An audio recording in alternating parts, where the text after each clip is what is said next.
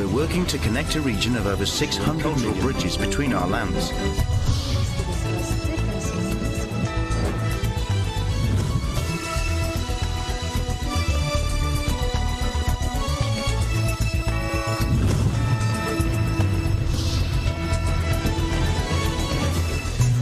Good evening, I'm Alma Angeles, and you're watching ASEAN in Focus. On tonight's headlines. President Marcos left for Brussels, Belgium on Sunday night to attend the Association of Southeast Asian European Union Commemorative Summit from December 12 to the 14th. Canada announces sanctions against 67 individuals and 9 entities in several countries, including members of Iran's judiciary and prison system, for alleged gross and systematic human rights violations. AirAsia parent company Capital A plans to start a new branch of the low-cost airline in Cambodia as the firm jumpstarts expansion plans thwarted by the pandemic. And Thailand celebrates the arrival of its 10 millionth international visitor of this year, according to the Tourism Authority, as the kingdom consolidated the recovery of its COVID-battered travel sector.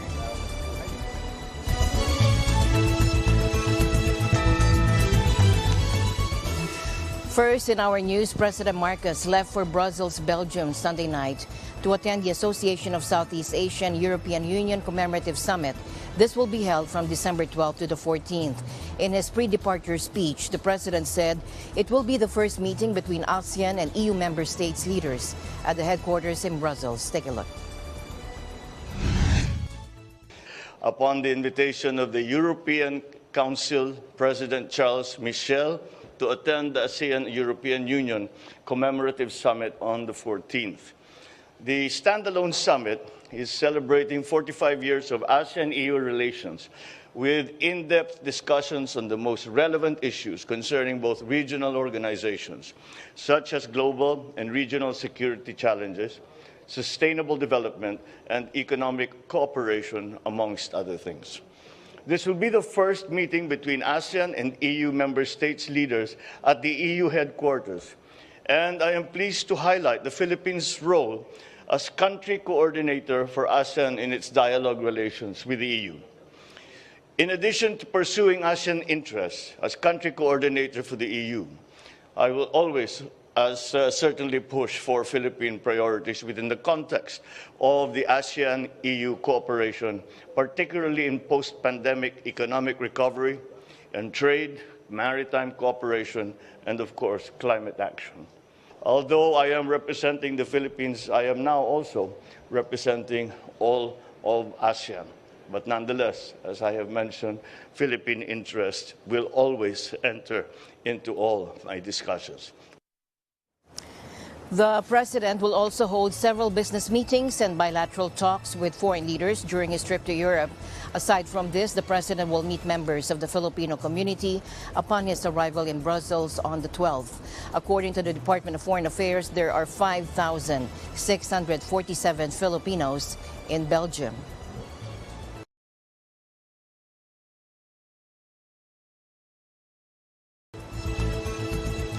And here's something that has consequences for the world. The United States expressed alarm over a full-scale defense partnership between Russia and Iran, describing it as harmful to Ukraine, Iran's neighbors, and the world. Washington has previously condemned Iran-Russia security cooperation, but on Friday described an extensive relationship involving equipment such as drones, helicopters, and fighter jets. Take a look. Russia is offering Iran an unprecedented level of military and technical support that is transforming their relationship into a full-fledged defense partnership. So I think it's important for us to be clear. This partnership poses a threat not just to Ukraine, but to Iran's neighbors in the region. We have shared this information with partners in the Middle East and around the world. Iran has become Russia's top military backer. Since August, Iran has transferred several hundred drones, UAVs, to Russia. Russia has been using these UAVs to attack Ukraine's critical infrastructure and, as I said earlier, to kill innocent Ukrainian people. The sales of UAEs commenced after Russia's full-scale invasion of Ukraine, and Iranian drones are being used specifically to bolster Russia's capabilities there. Russia's been using Iranian drones to strike energy infrastructure, depriving millions of Ukrainians power, heat, critical services. People in Ukraine today are actually dying as a result of Iran's actions. We expect Iranian support for the Russian military to only grow in coming months. We even believe that Iran is considering the sale of hundreds of ballistic missiles from Iran to Russia. We have also seen reports that Moscow and Tehran are considering the establishment of a joint production line for lethal drones in Russia. We urge Iran to reverse course and not to take these steps. Now, Mr. Kirby also said that Iranian pilots have reportedly been learning to fly advanced Sukhoi Su-35 warplanes in Russia, and Tehran may receive the aircraft within the next year, which would significantly strengthen Iran's air force relative to its regional neighbors. Mr. Kirby also announced a new $275 million aid package to help boost Ukraine's air defenses against Russian drones in particular.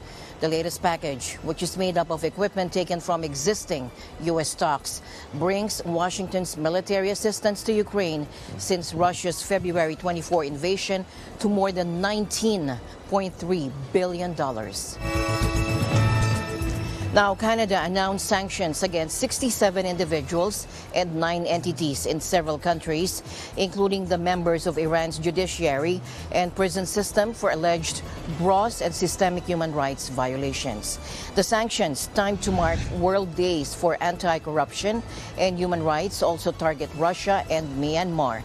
The penalties affected 22 senior members of Iran's judiciary, prison system, and police forces, as well as senior aides to Supreme Leader Ayatollah Ali Khamenei and state-directed media, and came after the clerical regime's first execution of a protester, which has triggered global condemnation. Ottawa and Washington said they were gravely alarmed by reports of sexual violence being used as a heinous means of protest suppression and the harsh sentences being handed down to protesters. Sanctions were also leveled against 33 current and former officials and 6 entities in Russia for cracking down on its citizens who are speaking out against Moscow's illegal invasion of Ukraine and anti-democratic policies. 12 individuals and 3 entities in Myanmar were also slapped with sanctions for enabling the junta's attacks on civilians and facilitating arms shipments to the regime.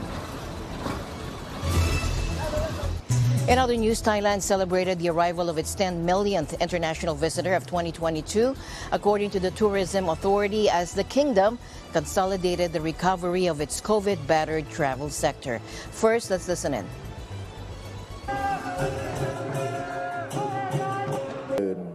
โดยมีมาตรการและแผนการปฏิบัติที่รัดกุมเป็นที่ยอมรับของนานาชาติที่จะรองรับการมาเยือนของทุกๆคนวันนี้เราได้มีโอกาสต้อนรับนักท่องเที่ยวมากกว่า10 ล้านคนแล้ว I decided to come to Thailand because I saw beautiful pictures in social media and I wanted to see the beautiful islands like Phi Phi, and also I like food and I heard that here are really good night markets, and so I decided to...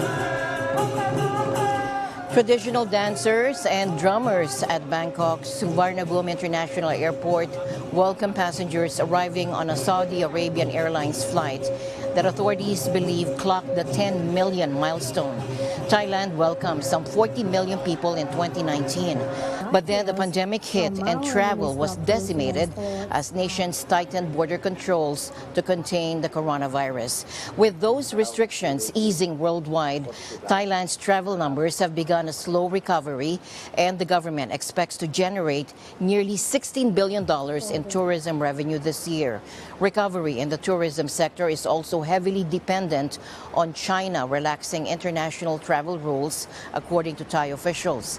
China was previously the biggest source of foreign tourists for Thailand. In other news, Vietnam's homegrown car maker VinFast, which plans to sell the first ever Vietnamese car in the U.S., said it has filed for an initial public offering or IPO in the country. VinFast, which is part of conglomerate Vin Group, owned by Vietnam's richest man, Pham Nhat Vuong, will deliver its first electric SUVs to Americans later this month. On Wednesday, the company said it intends to list its ordinary shares on the Nasdaq Global Select Market under the symbol VFS. The pivot to the U.S. is a bold move by Chairman Vuong, who started out selling dried noodles in the former Soviet Union before amassing his $5 billion fortune in a range of sectors, including real estate, tourism, and education. VinFast already has electric vehicles on the streets of Hanoi, but is using an unusual battery leasing model to hook customers in the crowded and difficult U.S. market, which is dominated by Elon Musk's Tesla. The upfront payment for the VF8 and VF9, the two models sold in the U.S., will be $42,000 and $57,500 respectively. The Tesla SUV start at around $65,000. Now, it hopes to have its U.S. factory with a capacity of 150,000 vehicles per year up and running by July 2024. Now, despite the growing opposition, the economic managers of President Marcos' administration are urging Congress to fast-track the passage of the Maharlika Wealth Fund, which they claimed would lead to a more prosperous Philippines. In a press briefing, Finance Secretary Benjamin Diokno said the world economic managers are backing the passage of the fund, which they described as long overdue. Take a look. We, the economic managers of the Marcos Jr. administration, strongly support the creation of the Maharlika Wealth Fund as a vehicle to move forward the agenda for prosperity, and achieve the economic goals of the administration. The establishment of a sovereign wealth fund is a tried and tested investment vehicle that has been used by governments in both the first world and developing countries to achieve their economic objectives. We urge the immediate enactment of the bill creating the Maharlika Investments Corporation. Let us not delay economic progress. Let us not deprive our people of this opportunity for prosperity.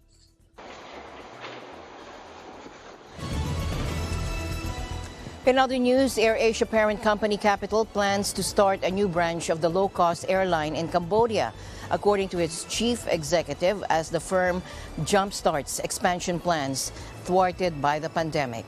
This latest move to reorganize the Malaysia-based firm's network comes after setbacks in recent years that saw it exit Japan and India.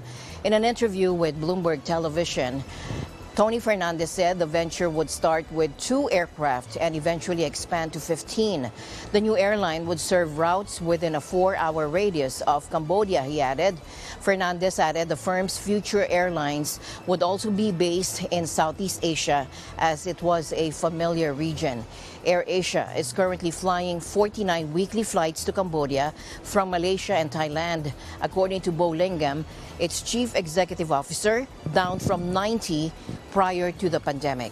Airlines are expected to return to profitability next year for the first time since 2019, before the COVID pandemic caused havoc in the travel sector, according to the International Air Transport Association, or IATA. In other news, the adoption by most nations of the world of the UN Convention on the Law of the Sea 40 years ago was a vital step to bring governance and order to the vast collective treasure that is the ocean. That is according to the UN chief, Antonio Guterres. Addressing the Assembly on December 8, on the 40th anniversary of the adoption of the UN Convention on the Law of the Sea, the Secretary General said that the Convention's anniversary is an important reminder to continue using this critical instrument to tackle today's challenges. Take a look. The Convention's 40th anniversary is an important reminder to continue using this critical instrument to tackle today's challenges. This means swiftly implementing the recently adopted agreement on fisheries subsidies. It means continuing the vital work of the regular process now underway to ensure that all decisions about the ocean are underpinned by the best science and the best economic and social expertise. It means bringing the traditional knowledge of indigenous peoples and local communities into the Convention and other related instruments. It means ending the plastic pollution crisis. And it means concluding next year the agreement on marine biological diversity of areas beyond national jurisdiction being negotiated under the Convention. The United Nations Convention on the Law of the Sea was adopted in 1982. It lays down a comprehensive regime of law and order in the world's oceans and seas, establishing rules governing all uses of the oceans and other resources. It embodies in one instrument traditional rules for the uses of the oceans and at the same time introduces new legal concepts and regimes and addresses new concerns. The convention also provides the framework for further development of specific areas of the law of the sea. Among the key provisions of the convention are the conservation of the world's fisheries, marine protection, the right to resources within 200 nautical miles of national shorelines, and of increasing importance, the sustainable and equitable management of mineral-related activities in international waters. Now, Philippine boxing great Manny Pacquiao returned to the ring Sunday for the first time since retiring from the sport last year, and he faced off against a South Korean YouTuber in an exhibition match near Seoul. Take a look. On Sunday, Pacquiao fought DKU in a showcase match on the outskirts of the South Korean capital to raise money for Ukraine and homeless Filipinos. Dressed in a shiny red robe with gold trimming, Mr. Pacquiao emerged into the Kintex Arena in Goyang to roars of excitement from the crowd. Now, for his opponent, Yu, a martial artist and internet star, it was only the second time in a boxing ring. In his second time. His previous encounter, an exhibition match against former UFC fighter Bradley Scott. Yu, dubbed the Korean Bruce Lee in his homeland, was no match for Pacquiao despite being significantly taller and heavier. The South Korean was visibly tired and winded after the second round as a speedy Pacquiao moved in with an explosion of rapid-fire punches. Pacquiao, who turns 44 next week, was the winner by unanimous decision and hinted that more appearances in the ring could lie ahead. In a television interview, he said he would continue training to get back in shape. When asked about the prospect of a fight next year, he replied, quote, "You'll see." The Papua New Guinea, or PNG, Fashion Design Week launched a successful fashion parade on Saturday. Reporting from Port Moresby, here's Echo Hortaleza. The Papua New Guinea Tourism Promotion Authority and the National Gaming Control Board hosted the Fashion Runway 22 at the Sir Hubert Murray Stadium. The heavy downpour did not hinder the successful and glamorous fashion show. The Papua New Guinea Fashion and Design Week Limited Director and the event's organizer Janet Sios features the creations and fashion brands of local designers. Her vision for the fashion industry is to provide marketing events and advanced trainings where 882 aspiring and emerging fashion designers are being trained. She also aims for the small-medium enterprises' growth and sustainability. The development of Papua New Guinea designs, you can see it right throughout now. They're wearing their own designs now.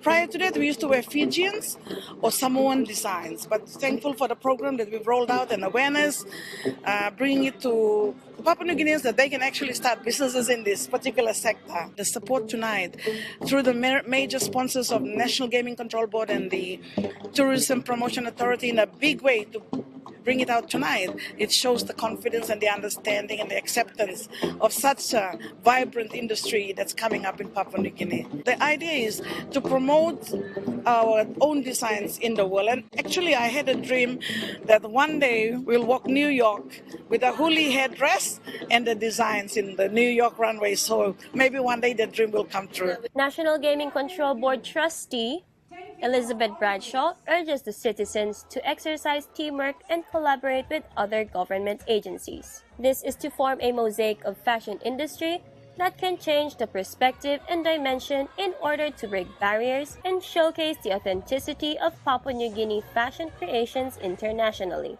Port Moresby's Deputy Governor Daddy Toka graced the event with pride and joy. Papua New Guinea fashion industry highlights its unique fabrics.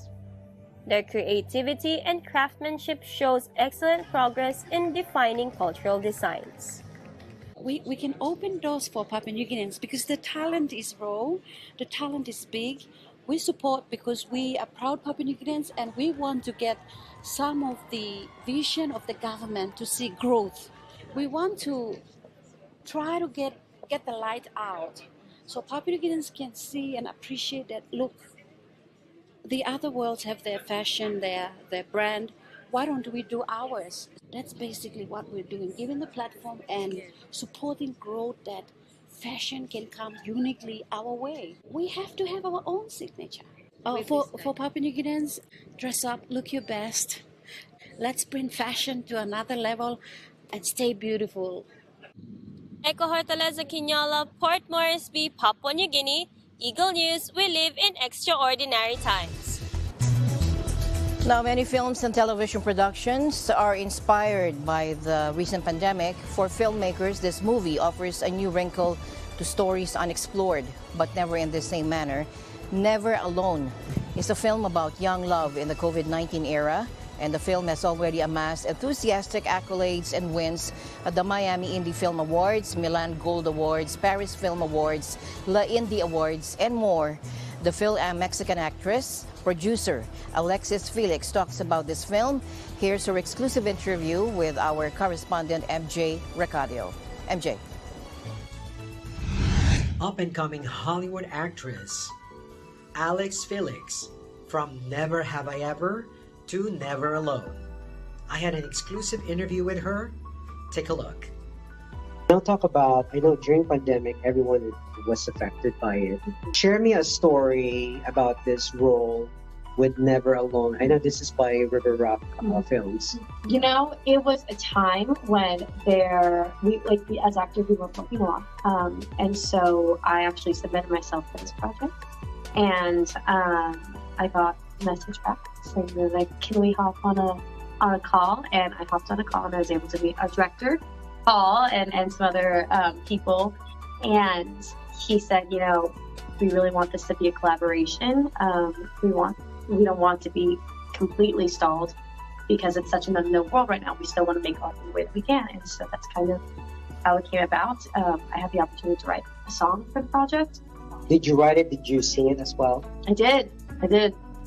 What advice can you give for those who are want to get into acting, especially the Generation Z? Yeah. Looking up to you, they can see your face.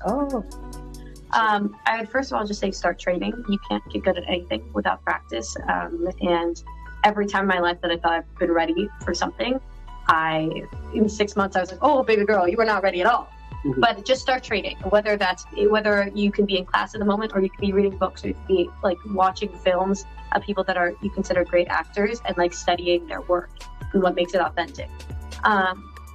Once you're ready, I mean, there are resources online. There are a variety of websites like Actors Access or whatever that you can use to self-submit and get experience either doing short films or student films or stuff like that, just so you get used to being on set, because there's a specific culture to that and there's a lot to be learned there. And then once you're ready, I would start reaching out to reps. Awesome. How about this? I want you to be my date at the prom, and I want you to be my girlfriend too.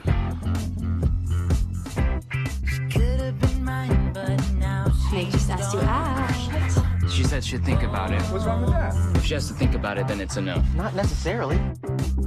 There's no school today. The staff is meeting about how to handle this new virus thing. Do you still need a teacher? You're an amazing musician, and I want you to be really confident in this role. What happened? I just don't think they're really happy. You guys need a real music teacher, okay? I think writing a song is a great idea. What do you want us to say? I know you guys are going through a lot. I have an idea. I'm gonna log on a Zoom every evening, tune in, and I'll be there, playing. So you don't have to be alone anymore. That is it for our entertainment news. MJ Ricardo here. Always tune in to Net25 because we live in an extraordinary times. And finally, in our news, NASA's Orion space capsule splashed down safely in the Pacific, completing the Artemis 1 mission, a more than 25-day journey around the moon with an eye to returning humans there in just a few years. Take a look. This is what mission success looks like, folks. This was a challenging mission, and this is what mission success looks like. And I don't think any one of us could have imagined the mission this successful, but we had a very splashdown time 11:40. We now have a foundational and 30 deep space seconds transportation a.m. system. And while Central we haven't Time. looked at all the data that we've acquired, we will do that over the coming days and weeks and fully understand and appreciate the margins that are there. We have hardware today in work around the world through Artemis 5. This isn't just a one flight and we're done. We are on our path to getting that base on the moon, to getting the understanding we need to go on to Mars, and doing the science that's front and center here in our program. We've talked always about around 2 years between Artemis 1 and Artemis 2. There's still a great deal of work to do on the crew module in terms of the hardware installation. I think everybody knows we're taking some of the boxes out of Artemis 1, sending them back for retest, and then putting them into the Artemis 2 vehicle. Then the crew module and service module go together and go through a series of tests. So right now, we're still looking at that 2-year time frame from Artemis 1 to 2. But our intent is, if all is still go and everything looks good, then our plan is to name the crew in early 2023. So we're looking very much forward to that. Our crews, people are anxious, we know that, and so that is our game plan. During the trip around Earth's orbiting satellite and back, Orion lugged well over 1 million miles and went farther from Earth than any previous habitable spacecraft. As it re-entered the Earth's atmosphere, the gumdrop-shaped capsule had to withstand a temperature of 2,800 degrees centigrade or 5,000 degrees Fahrenheit, about half that of the surface of the sun. The main goal of this mission was to test Orion's heat shield for the day when it carries astronauts. Achieving success in this mission was key for NASA, which has invested tens of billions of dollars in the Artemis program due to take people back to the moon and prepare for an onward trip someday to Mars. As my usual habit, I'd like to end the day on a positive note. Let's encourage and build each other up so that no one is left behind. And that's it for tonight's broadcast. I'm Alma Angeles, reminding you to stay in the news because we live in extraordinary times. Good night.